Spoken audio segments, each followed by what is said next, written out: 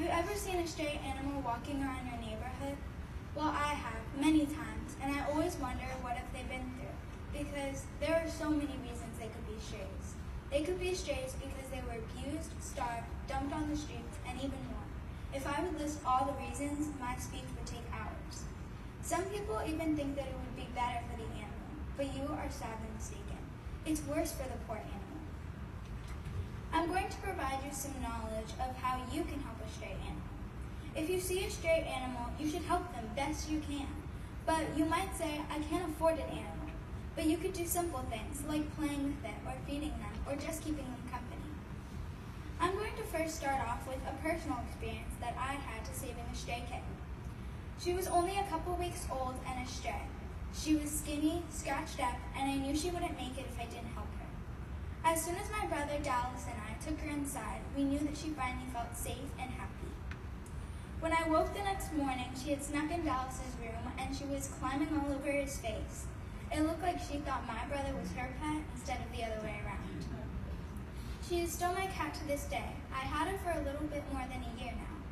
Her name is Kendall. Well, it's supposed to be, but in reality, we call her Kit Kat. Doing this act of kindness saved her life and provided me and my family with a new companion. Even if you can't keep the animal as your own pet, you could just do simple things and they will still thank you. So for example of what you can do to help a stray animal is provide them with food or water. You could even give them a blanket or an animal bag for them to sleep comfortably. When you see a stray animal, try to help because it will forever thank you.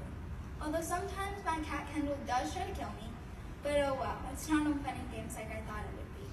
But maybe right now you're asking yourself, why should I go take a flea bag off the streets if they have survived already?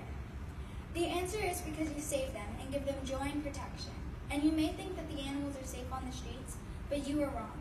Over 6 million dogs and cats were killed on the U.S. roads last year.